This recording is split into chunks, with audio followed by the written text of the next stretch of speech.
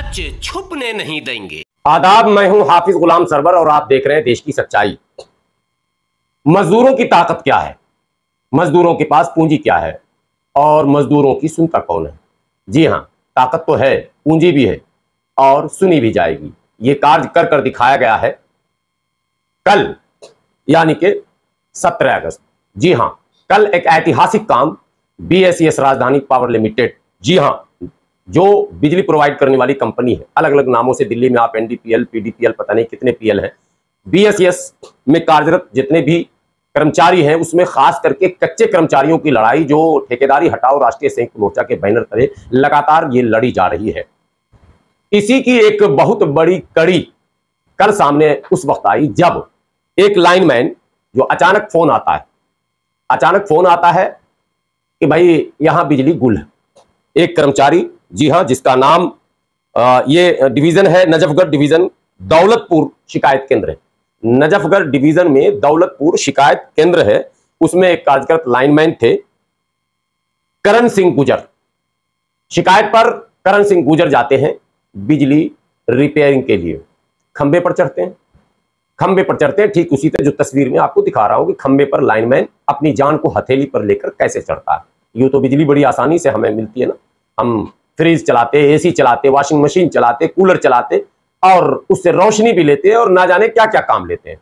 हमें ये पता ही नहीं कि ये बिजली हमारे घर तक पहुंचती कैसे है और कितने लोग हैं जो अपनी जान हथेली पर लेकर इस बिजली को हम तक पहुंचाते हैं। जी हाँ, हमारे यहां भी अगर पावर कट हो तो हम भी फोन करते हैं। शिकायत केंद्र में घंटी बजती है तो वहां से जो लाइनमैन है उन्हें भेजा जाता है। तो भाई करण सिंह गुजर को भेजा गया। करण सिंह गुजर बिजली के खंबे पर चढ़ते हैं। तस्वीर में आप देखें कैसे लोग खंबे पर चढ़ते हैं, लेकिन वहां एक जबरदस्त झटका लगता है, यानी कि लाइन उसमें बिजली थी और करंट लगा। करण सिंह गुजर नीचे गिरते हैं। आनंद फानंद में उन्हें अस्पताल ले जाया जाता है, जहां डॉक्टर उन्हें मृत घोषित कर देते हैं। फिर क्या था, मजदूरों की ताकत बता रहा हूं। ताकत क्या चीज होती है, मजदूरों के पास हथियार कौन सा है अपने अधिकारों की प्राप्ति के लिए, अपने हक को मनवाने के लिए। अपने साथियों के हिमायत में हजारों की संख्या में मजदूर वहां जमा हो गए। बधाई के पात्र हैं वो सभी कर्मचारी जो अपने साथी, अपने दोस्त, दिवंगत, जी हां, अपने साथी, अपने दोस्त, अपने सहकर्मी बिजली विभाग में कार्यरत लाइनमैन भाई करण सिंह, जी हां, करण सिंह गुजर के समर्थन में जो लोग वहां इकट्ठे हुए, सबसे पहले तो उनको बधाई मिलनी चाहिए और उन्हें यह पता होना चाहिए कि यही उनकी पूंजी है, यही उनकी ताकत है और यही वो यूनिटी है जो आपके तमाम जायज शर्तों को कंपनी से, सरकार से मनवा सकती है, जो कल आपने साबित किया, सिद्ध किया। जब यह घटना घटी, घटना ये 16 अगस्त के रात की है। 17 अगस्त में तमाम साथी जमा होते हैं और तमाम साथी जमा होकर सीधे ऐलान करते हैं कि ये जो है मिट्टी तब तक जो है अंतिम संस्कार इसका नहीं होगा जब तक कि कंपनी के उन पदाधिकारियों पर FIR दर्ज नहीं हो जाए जिन कर्मचारियों के आदेश का पालन करते हुए भाई करण सिंह गुजर बिजली के खंबे पर चढ़े थे। बात तो बहुत बड़ी थी, क्योंकि कंपनियों को तो दूसरों पर FIR कराने की आदत है, लेकिन इतनी आसानी से ये माना नहीं जाता। लेकिन जैसे ये सूचना तमाम लोगों को मिली तो ठेकेदारी हटाओ राष्ट्रीय संयुक्त मोर्चा के राष्ट्रीय अध्यक्ष engineer DC Kapil, supreme court के वकील एडवोकेट भानु प्रताप सिंह अपने दल बल के साथ मौके पर पहुंचे।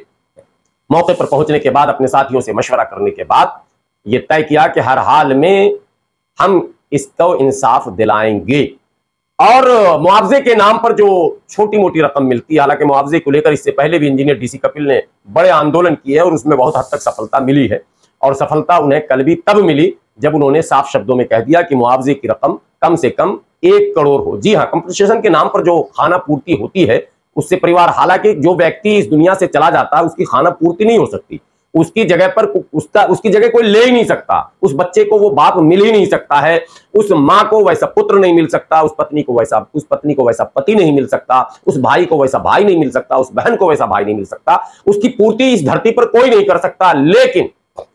लेकिन कंपनसेशन एक बेस बनता है कि उस रोते बिलखते परिवार के बीच उसकी जो जीवन की आवश्यकताएं दूसरी है, इसके अतिरिक्त भी उसकी पूर्ति कम से कम हो सके, इसी के लिए कंपनसेशन होता है, जिसे आर्थिक मुआवजा कहते हैं। तो कंपनसेशन की रकम को लेकर भी इंजीनियर DC कपिल ने ऐलान किया कि 1 करोड़ से कम का कंपनसेशन नहीं लिया जाएगा ऐसी परिस्थिति में जब हमारे किसी साथी की इस तरह की घटना में ऑन ड्यूटी जो है वो मौत हो। ऑन ड्यूटी अगर कोई इस तरह की घटना में मरता है तो उसे कंपनसेशन के नाम पर 1 करोड़ रुपया कम से कम कंपनी दे। ये एक बात हुई। दूसरी जो प्रमुख बात थी लड़ाई की वो ये थी कि उस जिम्मेदार अफसर पर भी मुकदमा दर्ज हो जिसने जो सुरक्षा के उपकरण होते हैं, तमाम तरह के जो खतरों के काम हैं, चाहे वो सीवर लाइन के हो, चाहे वो बिजली के हो, जल विभाग, जल बोर्ड में भी बहुत सारे खतरे के काम हैं, बिजली विभाग में तो तकरीबन ज्यादातर खतरे के ही काम है। तो उन खतरों से निपटने के लिए सुरक्षा के कुछ उपकरण होते हैं और आज आधुनिकता के इस दौर में कई आधुनिक उपकरण भी होते हैं। भारत विश्वगुरु बन गया, यह ड्रामा तो तमाम लोग सुन ही रहे हैं, देख ही रहे हैं, लेकिन अभी भी वो तमाम जो सुरक्षा के उपकरण है उसमें हम बहुत दूर हैं। 10% भी विभागों में सुरक्षा उपकरण के नाम पर कुछ नहीं है। बस एक हाथ में दस्ताना किसी तरह से पहना दिया जाता है और पांव में एक जूता, बस, और साहब बिजली के खंभे पर चढ़ा दिया जाता है, यही हो रहा। तो ऐसे में ये जिम्मेदारी उन कंपनी के बड़े अफसरों की बनती है जिनके जिम्मे ये काम होता है कि वो इन तमाम आवश्यक चीजों की आपूर्ति अपने कर्मचारियों को करें। यदि वो आपूर्ति नहीं करते हैं तो वही रिस्पॉन्सिबल और वही जिम्मेदार होते हैं।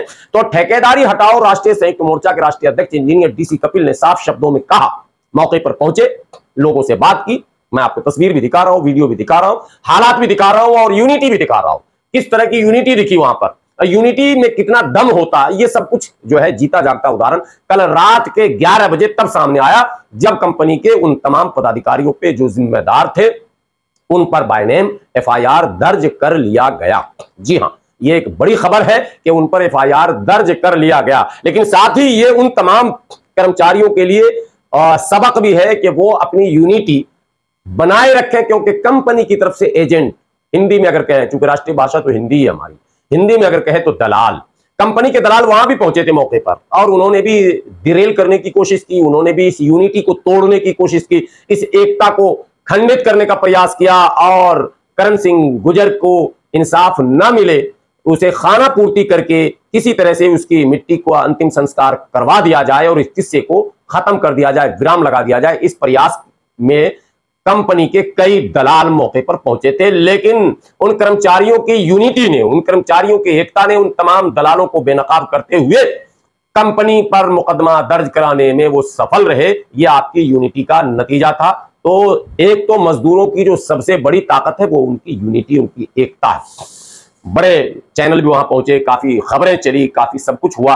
दुर्भाग्य था कि मैं दूर था और मैं नहीं पहुंच सका मौके पर, लेकिन तमाम तरह की तस्वीरें और खबरें जो हम तक पहुंची वो मैं आपको पहुंचाने का प्रयास कर रहा हूं। बीएसईएस के इतिहास में एक बड़ा कारनामा अंजाम दिया गया है और इसका श्रेय निसंदेह मजदूरों की यूनिटी और ठेकेदारी हटाओ राष्ट्रीय संयुक्त मोर्चा के राष्ट्रीय अध्यक्ष इंजीनियर डीसी कपिल ने जो अलख जगाने का काम किया है, जो अपने उन तमाम आउटसोर्स के कर्मचारी और दूसरे कर्मचारियों के बीच जो एक चेतना, एक जागृति, एक अपने अधिकार के प्रति समझ जो जगाया है, उसका ये नतीजा और परिणाम रहा कि उस डिवीजन में पहली बार किसी बड़े अफसरों पर एफआईआर बाकायदा दर्ज हुआ।